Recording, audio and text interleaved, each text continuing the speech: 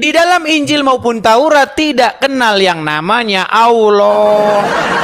Ini loh, maksud saya itu seperti itu, Pak Urip. Jadi biar kita itu menjalankan agama masing-masing. Ya, selamat malam Angga. Selamat malam, Kak. Ya, Bang Angga Muslim, Bang. Muslim. Ya, silakan Bang Angga, nyalakan kamera Anda. Mari kita diskusi dengan baik, yuk. Boleh. Bang Angga sudah pernah naik ke sini kah? Belum pernah. Belum pernah, baru satu kali ini. Ya, silakan Bang Angga, gimana? Ya, menurut saya, kenapa saya memilih agama Islam? Karena bukan itu, Bang. Ada tercantum. Kenapa? Bukan itu bahasannya, Bang. Anda Islam itu, saya tahu alasan Anda Islam. Kenapa Anda Islam, tahu nggak? Ya, tahu. Apa Karena coba? dari lahir kan. Iya, Anda Islam karena Anda dilahirkan dari orang tua yang Islam. Dan yang lebih penting adalah Anda Islam karena Anda tidak mengerti ajaran Islam. Seandainya Anda belajar agama Islam, maka besok pagi saya khawatir Anda bangun bukan dalam keadaan Islam lagi. Begitu. Oke Bang, tema kita kali ini Bang, kita bicara yang ringan-ringan, nggak usah yang tinggi-tinggi. Gini Bang, di dalam kekristenan, kalau Tuhan mengutus nabi-nabinya itu disertai dengan tanda-tanda. Tanda-tandanya itu biasanya berupa mujizat. Begitu. Itulah tanda-tandanya. Nah, sedangkan di dalam agama yang dari Arab ini, agama Islam dari Arab, ya kan? Itu tanda kenabian itu kenapa berupa tompel? Silakan dijelaskan. Mungkin kalau tanda-tanda dari tompel kan itu kan dari fisiknya. Dari fisik kan. Jadi kalau ada orang bertompel berarti dia nabi? Enggak, kan itu kan Waduh, gimana katanya tadi dari berarti kalau ada orang bertompel berarti dia nabi? Bukan, kan itu kan di situ kan kalau Nabi Isa kan mujizat. Kan kalau Nabi Muhammad kan bukan fisiknya kayak tandanya tompel, bukan. Karena dia orang saya gimana kalau apa saya tunjukkan hadisnya atau ceramah saja? Kalau tunjukkan hadisnya nanti Anda nggak percaya nih. Nih, ya, nih. boleh hadisnya aja, hadis Al-Qur'annya aja boleh. Iya, kenapa agama Arab mengatakan bahwasanya tanda kenabian berupa tompel? Ya dari sananya Sejak kapan? Oke, di dalam Taurat mana? Selama orang baca Taurat, selama orang baca Injil, nggak pernah ada tanda kenabian berupa tompel. Ini ada agama dari Arab, tahu-tahu bilang tanda kenabian berupa tompel. Ini gimana nih? Ya, kan emang kalau ada tanda tompel itu dipermasalahin atau gimana? Bukan, masalahnya begini. Kenapa kalian ini agama dari Arab nebeng-nebeng ke agama yang nebeng-nebeng ajaran Israel, Yerusalem. Lalu kenapa kalian mengatakan bahwa dalam Taurat dan Injil itu tanda kenabian itu berupa tompel? Bukankah kalian ini orang yang super nekat? Ayo. Ya kan dari sananya imani saja begitu ya. Berarti kalau ada sebentar, berarti kalau ada orang bikin agama baru, nempel-nempelin ke agama Islam, nempel-nempelin ke agama Kristen, dia bilang di dalam Al-Qur'an, di dalam Injil tertulis tanda kenabian, misalnya matanya apa gimana gitu. Berarti itu benar gitu ya? Atau giginya boneng begitu tanda kenabian gitu, berarti benar? Tidak. Nah makanya itu artinya betul bahwa tanda kenabian berupa tompel itu hanya dimiliki oleh agama Arab, betul? Ya kan, ya kalau dari situ kan nggak semua. Takutnya kan agama Kristen juga ada yang bertompel, kita kan nggak bisa mastiin, ya kan? Kalau misalkan dari sananya dikasih tompel, Bang, bukan itu. Coba gini aja coba. Apa sebenarnya maksud saya coba? Maksud saya apa? Ya maksudnya kan itu kan kalau Nabi Isa kan kasih mujizat. Contohnya seperti bukan kalau itu. Gini loh. Maksudnya begini, ketika Tuhan mengutus nabi-nabi, tandanya itu berupa mujizat. Ya. Nah, kenapa sekarang kalau agama Arab tanda kenabiannya itu berupa tompel? Dan itu mengatakan bahwa semua nabi-nabi tanda kenabiannya tompel. Sejak kapan ada model-model cerita begitu sebelum ada agama dari Arab? Coba berpikir, ya, coba. Benar, sih. Ya benar, ya benar. Tapi kan, ya benar. Artinya ada agama baru dari Arab memfitnah, mengatakan bahwa di dalam Taurat, di dalam Injil tanda kenabian berupa tompel, betul? Ya. Iya. Lalu kenapa Anda masih bisa percaya dengan agama Arab? Karena kan saya ngelihat dulu ayat Al-Quran. Bukan karena Anda tidak mau mencari kebenaran. Betul. Betul kalau untuk ke situ betul. Iya kan, Anda sudah percaya. Kenapa ada tanda kenabian berupa tompel, sedangkan sebelumnya nggak pernah ada. Cuman semenjak ada Muhammad saja tanda kenabian berupa tompel. Sebelum-sebelumnya nggak pernah ada. Anda sudah percaya tadi itu bahwa itu adalah fitnah, betul? Kalau Islam yang baik itu kan kita juga kan harus sama gini Bang ya, kan begini Bang ya. Ya. Panutan Anda, suri tauladan Anda, yang kepadanya Anda patuh, taat, tunduk, mengikuti adalah Muhammad, betul? Ya. Sebaliknya kami adalah Yesus, betul? Ya. Betul. Nah, sekarang saya bandingkan Bang, ayo. Ikut Yesus apa ikut Muhammad nih? Kita bandingkan nih.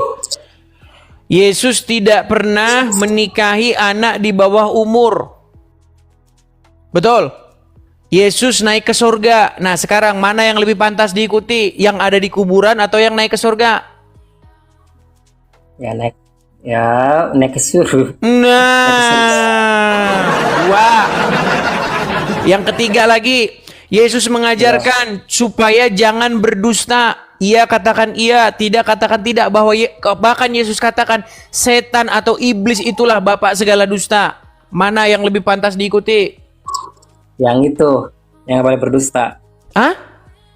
Yang nggak boleh berdusta. Nggak boleh berdusta. Terus apa lagi yang membuatmu ragu-ragu untuk mengganti suri tauladanmu, untuk mengganti panutan junjunganmu dari Muhammad kepada Yesus? Apalagi?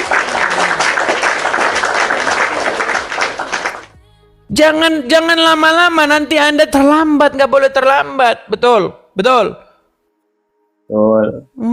Kalau Anda mengikuti Muhammad, nanti Anda kalau sudah punya uang pergi ke Arab menciumi batu. Betul nggak? Betul nggak? Ya, itu batu ya. Iya, kalau Anda mengikuti Muhammad, nanti Anda punya duit, Anda terbang ke Arab. Lalu sampai sana Anda mencium sebongkah batu, betul nggak? Iya. Makasih Kak Reminca, betul kan? Iya, betul. Iya, sedangkan kalau Anda ikut Yesus, Anda tidak akan mau cium-cium batu, seperti itu. Ayo lantas bagaimana, apalagi yang menghalangimu untuk mengganti suri tauladanmu, untuk mengganti junjunganmu? Ya, tapi kan aku juga kan ngelihat dari surat Al-Imran gitu kan, di situ kan ditunjukkan surat Al-Imran ayat 19 kan sesungguhnya agama yang diridhoi itu adalah agama Allah atau agama Islam. Oke, kalau memang agama Islam itu adalah agama yang diridhoi, kalau memang agama Islam itu adalah agama yang benar, kenapa pengikutnya saling bunuh-membunuh? Kenapa Muhammad sendiri? Loh, pengikut Muhammad itu saling. Coba setelah Muhammad meninggal, apa yang terjadi dengan para sahabat? Waduh, Anda tidak belajar agama Islam ini. Ya, tapi itu nggak boleh. Loh, Muhammad mengatakan di dalam sebuah hadis, sebaik-baiknya generasi, sebaik-baiknya umat adalah generasi para sahabat. Tahu itu? Ya. Tetapi fakta yang terjadi di antara para sahabat itu saling bertikai. Terjadi perang Siffin. Tahu perang Siffin? Perang antara Muawiyah dan kelompok Ali, menantunya Muhammad. Terjadi juga perang Jamal, perang antara Aisyah, istrinya Muhammad, dengan Ali, menantunya Muhammad. Apalagi Terus terjadi juga perang Karbala, bahkan di situ cucu Muhammad dibantainya. Tahu? Oh, iya. Waduh, tidak tahu saudara. Makanya kan dari situ aja mungkin itu dia nggak, mungkin dari situ aja kan udah beda gitu. Katanya para sahabat dijamin masuk surga. Tapi Anda salah-salahkan mereka berperang satu sama lain, gimana? Nggak baik, itu nggak boleh. Bukan masalah boleh tidak boleh. Muhammad membenarkan bahwa mereka itu adalah generasi terbaik. Ya, Tetapi nyatanya mereka saling bertikai, saling berkonflik, saling membunuh di dalam peperangan. Nah makanya statement Anda bahwa Islam itu rahmatan lil alamin itu dipertanyakan. Kalau memang Islam rahmatan lil alamin, kenapa Muhammad sendiri mengatakan, aku diperintahkan untuk memerangi manusia? Tahu itu? iya. Tahu? Ya, memerangi manusia yang kafir. Aku diperintahkan untuk memerangi manusia sampai mereka mengucapkan tiada Tuhan selain Allah. Jika mereka mengucapkan itu, maka terpeliharalah harta dan darah mereka dariku. Tahu itu? Ya, Di mana rahmatan lil alaminnya?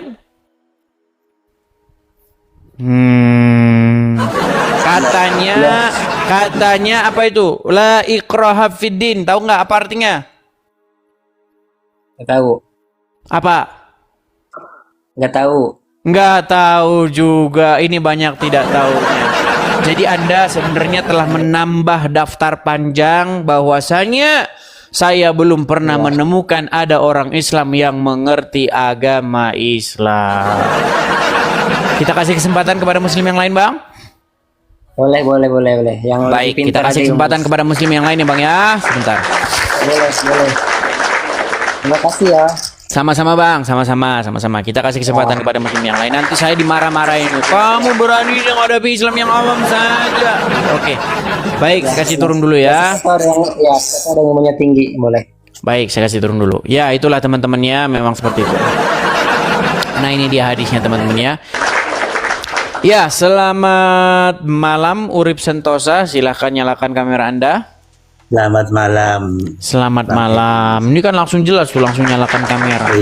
Iya Ya. dong. Silakan Bang Urip Sentosa, apa yang Ini mau Anda kita sampaikan? perkenalan dulu Bang Edis. Aku Silakan. dari Indramayu,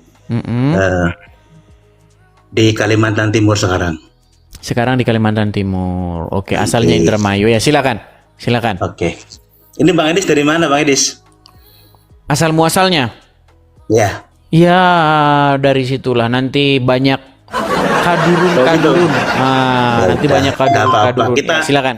diskusi aja Bang Edis. Silakan. Monggo. Ya. Diskusi apa ini Bang Edis? Kira-kira menurut Anda apa hal-hal yang paling fundamental antara Islam dan Kristen? Anda Islam, saya Kristen, begitu. Oke. Sebenarnya kita tahu ya bahwa agama Islam dan Kristen Iya. itu kan beda. Jadi sebenarnya itu nggak ada yang perlu diperdebatkan. Tetapi yang jadi masalah, orang Islam ini saya lihat ngait-ngaitkan diri dengan Kristen. Ngait-ngaitkan diri dengan Injil, ngait-ngaitkan diri dengan Taurat. Padahal agama Islam ini asli dari Arab. Apa Ya. hubungannya begitu sama Injil dan Taurat begitu? Kalau saya begini Bang Edis ya, ini tentang keyakinan gitu ya.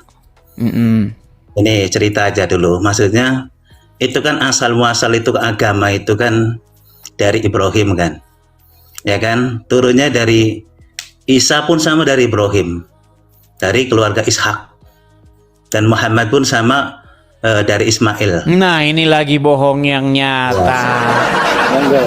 Monggo. Begini, Bang Urip, Ya. begini. Ya gimana? Kalau kita membaca Al-Quran, di Ya. dalam Al-Quran itu, di dalam Al-Quran itu istri Ibrahim ada berapa? Ada 2. Di mana ayatnya? Ya kalau secara ayat Bang Edis ya, itu cuman di situ ada kisah. Siti Iya, Hajar lalu dan dari Siti mana Sarah. umat Muslim mengarang-arang cerita bahwa istri Ibrahim itu ada 2? Terus? Jadi begini, Ya. pertama-tama kenapa orang Islam ini sekarang tidak percaya lagi dengan Al-Quran, malah lebih percaya kepada Bible. Tapi nanggung-nanggung. Saya kasih contoh. Ya. Ketika kita baca Al-Quran, Ibrahim punya 2 orang anak. Anaknya itu ada Ismail, ada Ishak, betul? Oke, siap. Dari mana kita bisa tahu bahwa 2 anak ini dari ibu yang berbeda? Sedangkan Al-Quran tidak pernah bilang bahwa 2 anak itu dari ibu yang berbeda. Oke. Ini Islam itu yang diambil apanya Bang Edis? Ketauhidannya atau kisahnya gitu loh. Itu harus Oke. jelas juga. Baik, ketauhidannya. Risalahnya, ya, gitu. Baik, Maksudnya sekarang seperti kita itu. bahas ketauhidannya. Tuhannya. Oke, siap. Oke, betulkah Tuhannya orang Islam itu adalah Tuhan yang disembah oleh orang-orang Quraisy? Tuhannya Islam disembah orang-orang Quraisy. Tuhannya Muhammad itu adalah Tuhan yang disembah sebelumnya oleh pagan Quraisy, betul tidak? Nah, orang Betul Quraisy atau itu tidak? yang membawa Muhammad, ya kan? Muhammad Enggak, itu sebelum ke situ Pak Urip, gini loh. ya, ya. Sebelum Muhammad jadi nabi, Oke. nggak usah jadi nabi lah, sebelum dia lahir. Ya, oke. Suku bangsa Muhammad itu, orang-orang Quraisy itu adalah orang-orang penyembah Allah, betul? Iya, ya penyembah, kalau saya bukan penyembah Allah. Belum. Penyembah apa? Mereka penuhan Berhala. Allah gimana? Iya, enggak, maksudnya itu kan sebelum Muhammad lahir, ya kan? Sebelum Muhammad lahir, itu kan berarti itu kan belum ada ajaran Muhammad. Yang ada ajaran Ada Ibrahim. Bang. Oke baik, saya tampilkan dulu gambarnya ya. Saya tampilkan dulu silakan. gambarnya. Ini berat ini saudara-saudara. Baik, gini. Anda tahu ini tempat apa? Itu Ka'bah. Oke, ini apa? Itu Hajar Aswad. Oke. Terus? Tempat ini sudah ada belum sebelum Muhammad lahir? Nah, itu kalau menurut sejarah itu udah ada bangunan Sudah itu. ada. Bangunan. Oke. Ya, Tempat ini oke. digunakan untuk apa? Itu untuk berputar-putarnya, kalau bahasanya itu tawaf lah, seperti itu. Tawafnya Waktu zaman orang-orang jahiliyah. penyembah berhala, betul? Iya, penyembah berhala. Oke, mereka menyembah apa di sini? Ya itu Ka'bah, menyembah Ka'bah, Menyembah Allah juga, betul? bukan Allah. Lah, Allah itu mau setelah saya tunjukkan, Muhammad. mau saya tunjukkan nanti ayatnya. Bagaimana kalau saya Ya. tunjukkan ayatnya? Ya silakan. Baik. Go. Baik. Silakan. Ini ya, saya akan tunjukkan ayatnya bahwa orang-orang Quraisy, orang-orang penyembah berhala itu percaya bahwa Allah itu adalah Sang Pencipta. Ya. Baik, nih saya tunjukkan ayatnya. Misalnya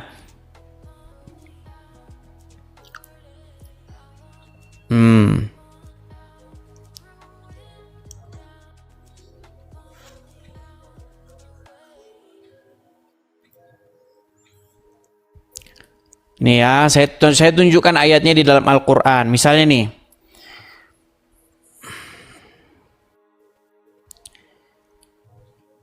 saya akan tunjukkan ayatnya. Misalnya surat Az-Zukhruf ayat yang ke-87.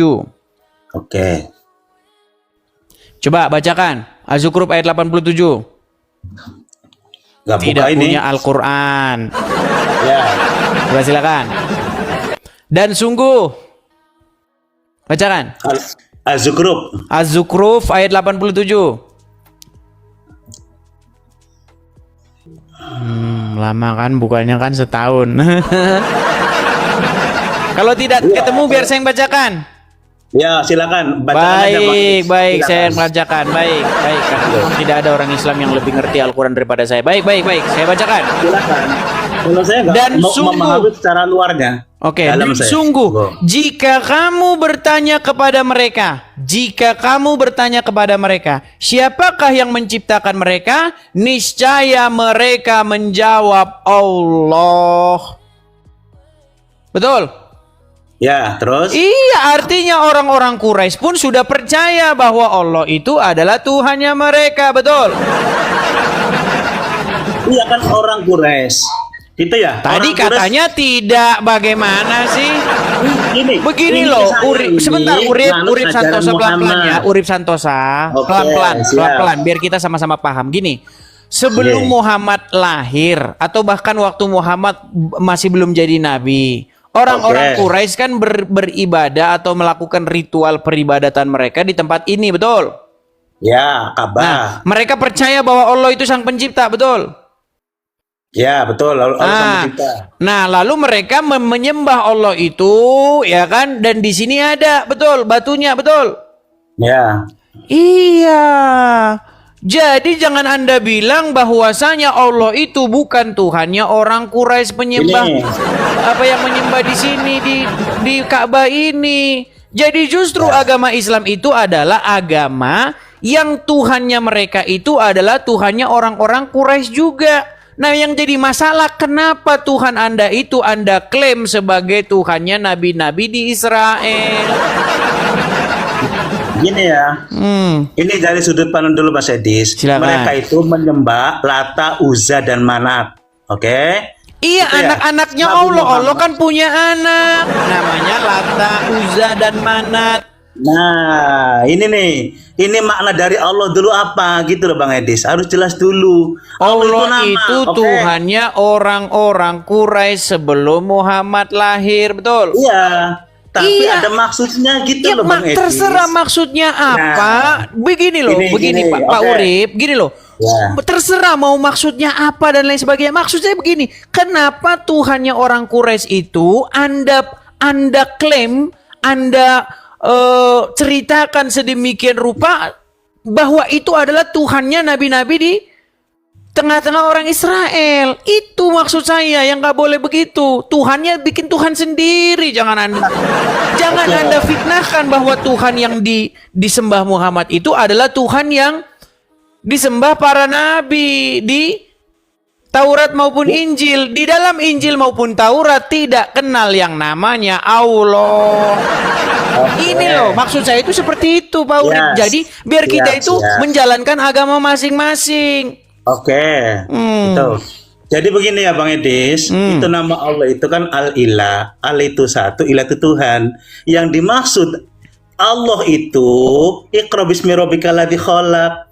Nah, siapakah yang menciptakan diri kita? Ya penciptaku dan pemeliharaku. Itu urusannya Iya, di dalam Kita agama gitu loh, Kristen Bang pun Edis. ada konsep seperti itu, tapi yang Ya. menciptakan bukan Allah. Iya, ya boleh sampean menamakan itu Yesus kah? Itu hak sampean, boleh. Nggak gitu boleh, loh. gini loh. Allah Iya. dengan Allah itu dengan Tuhan yang dalam Bible beda, ajarannya beda. Contoh, saya Oke. kasih contoh. Saya kasih contohnya. Ya, silakan. Di dalam ajaran Bible, Tuhan di dalam Bible itu tidak ada nanti setelah surga itu nanti kehidupan yang akan datang maka akan nanti ada pesta SEX. Ya. Nah, sedangkan di dalam agama Anda, Tuhan Anda nanti menjanjikan pesta itu, betul? Enggak pernah, Nah, enggak nggak bisa. betul katanya loh. Seperti itu, surga itu kalau orang yang terdalam mendalami Quran secara dalam. Itu Oke, coba. ada 3 begini Bang Edis. Oke ya, cerita ya. Ini keyakinan saya gitu loh ya. Ini boleh sampai menerima apa enggak silakan. Al-Quran itu ada tersurat, tersirat dan tersurut. Mana Gitu loh. ayatnya? Ayatnya mana? Nah, ayatnya mana? Ayat Quran itu semua bahasa sanepan. Gitu loh, bahasa Begini maksud Pak Urip, Tuhan, gitu. Bang Urip, Ya. begini loh. Kalau orang Ya. bicara harus ada dalilnya. Terima kasih teman-teman yang kasih gift-nya. Gini Oke. loh. Gini, ketika Anda mengatakan Al-Qur'an itu tersurat, tersurut, ayatnya mana? Nah begini Bang Edis, terus orang yang berayat apa itu yakin dengan dirinya selamat? Itu Baik, urusan sekarang pribadi. kembali ke ajarannya ya. Di dalam Oke, ajaran oke. agama Islam, janji-janji Tuhannya agama Islam itu tidak sama Ya. dengan janji-janji Tuhan di dalam Bible. Pintaran yang Allah berikan kepada saya. Oke, baik. Saya Buka surat persilakan An-Naba ayat sendiri. 33. Buka Oke. surat An-Naba ayat 33. Apa itu? Surat An-Naba. Aduh, surat An-Naba ayat Ini 33. saya itu Bang Edis pakai keyakinan bukan yang Begini, tidak Ya, boleh oke. kita membahas agama Islam itu berdasarkan keyakinan Anda. Kita harus membahas agama Islam berdasarkan Al-Quran dan hadis, bukan berdasarkan keyakinan Anda. Coba Nah, buka surat Quran An-Naba ayat ini- 33, yuk. An-Naba 33. Bentar dulu. Makanya ini kan lihat Google dulu gitu loh. Silakan. An-Naba 33. Jangan Anda keluar dari aplikasi nanti waktu baca kita nggak dengar. Wah, enggak loh.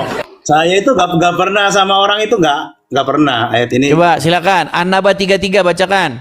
Dan gadis-gadis belia yang sebaya gitu ya. Untuk Itu kan. apa gadis-gadis belia itu? Nah, di sini perbedaannya di situ Bang Edis. Iya, saya Secara tanya untuk luar, apa gadis-gadis belia itu untuk apa? maksudnya gadis-gadis belia itu selalu muda imannya, selalu muda gitu loh. Ngarang. Bukan Oke, belia. baca dari awal, baca dari awal. Baca dari awal. Ya. Ya. Baca dari mulai 30 coba. Nah, itu coba. Dan Allah sediakan pula gitu kah? Nah, dan Allah sediakan pula bagi mereka sebagai kenikmatan seksual dan pemberi ketentraman hati bidadari surga, yaitu gadis-gadis yang cantik jelita yang umur mereka sebaya. Itu kah? Iya, dulu Anda bilang wah. Jadi untuk apa itu? Kenikmatan seksual, betul tidak? Makanya ini beda tafsir. Tafsir Waduh, berat. untuk kelakuan itu tadi. Coba Anda baca tadi, ada nggak kenikmatan seksual di situ tadi? Coba Anda baca. Ya ada kenikmatan seksual. Iya, itu ada dasarnya. Memang dasar luar gitu Bang Edi. Oke, coba Dasar di dalam luar, An-Naba dasar 33 apa dalam. dijanjikan Allah? Bukankah Allah menjanjikan gadis-gadis yang berpayudara besar? Nah, berpayudara besar itu harus maknanya itu loh. Quran tuh jangan dikocak secara luar Bang Edi. Maknanya, ya udah apa maknanya gadis berpayudara besar? Apa maknanya? Nah, gadis berpayudara besar itu ya kan simbol kenikmatan. Kalau kamu mempercayai penciptamu yang agung, di situ loh indahnya dia melebihi dari seperti itu Bang Edi. Nah, ini makanya otaknya itu saudara-saudara. urusan ya, Oke, sekarang kita lihat. Oke, sekarang kita lihat pembawanya. Kita lihat pembawa ajarannya. Sekarang saya tanya. Oke, siap. Muhammad betul tidak dia banyak istrinya? Oh, kalau menurut sejarah ya, kalau Al-Quran nggak pernah diceritakan seperti itu. Monggo. Iya, artinya itu betul-betul betul-betul secara literal atau gimana? Apa itu? Yang Maksudnya apa? gadis-gadis berpayudara besar itu. Nah, maksudnya di situ kan Al-Quran kan sebagai kelakuan ya. Al-Quran itu kelakuan dirinya. Iya kan? Untuk umat muslim, untuk dilakukan masing-masing. Oke. Nah, terus urusannya apa dengan luar gitu loh. Ini tuh. Oke lah, kembali ke awal ini tadi. Kembali ke awal ini tadi. Gini ya. Oke. Artinya ritual-ritual agama Islam ini bukanlah hal-hal yang baru, tetapi sudah dilakukan bahkan sebelum Muhammad lahir. Betul? Oke, betul. Nah, salah satunya adalah putar-putar Ka'bah ini dan cium-cium batu ini, betul? Betul. Oke, itu kan sudah dilakukan. Oke, itu kan sudah dilakukan oleh orang-orang pagan Quraisy. Ya. Nah, pertanyaan saya ini, kenapa tempat pagan Quraisy tawaf sambil telanjang ini sekarang diambil alih dipakai oleh orang Islam? Kemudian orang Islam mengklaim bahwa itu ajaran dalam nabi-nabi sebelumnya. Sejak kapan? Bukankah ini fitnah yang nyata? Nah, ini perlu saya Bang Edis ya. Gimana? Adat itu berbeda dengan urusan tauhid. Karena Rasulullah Quran itu urusan tauhid, urusan jiwanya itu loh kepada pencipta. Gitu loh. Itu suatu adat yang itu milata Ibrahim, dari Ibrahim itu loh. Sejak kapan Ibrahim ke Mekah? Menapaktilasi. Oke, kalau ada di dalam Al-Quran Ibrahim ke Mekah, saya terjun dari Monas. Silakan. Itu bukan Mekah, Bakah. Nah, terus kenapa sekarang kalian fitnah tempat ini adalah tempat yang didirikan Ibrahim? Itu kan para pemikir Bang Edis. Itu para pemikir. Berarti sebenarnya Ibrahim tidak pernah ke sini. Bukan, itu di Bakah. Maksudnya di Bakah itu apa? Tempat yang suci di dalam kolbu manusia itu lo Bakah. Jadi Ibrahim pergi ke kolbu manusia? Bukan seperti itu. Waduh, tambah parah lagi. Bang, saya tanya kepada Anda, menurut Al-Quran, Ibrahim pergi ke Mekah atau tidak? Nah, kalau menurut kisah itu kan punya 2 istri ya. Nah, yang satu di itu mana di Quran Ibrahim punya 2 istri, Pak Urip? Di dalam Al-Quran tidak pernah Ibrahim disebutkan punya 2 istri. Kalau ada, kalian bisa tunjuk ayatnya. Saya lompat dari Monas.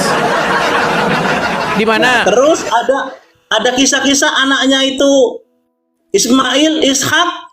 Kalau Apa itu nggak bisa punya dua ditentukan? orang anak, Ibrahim itu disebutkan dalam Quran punya dua orang Ya. anak, Ishak Oke. dan Ismail.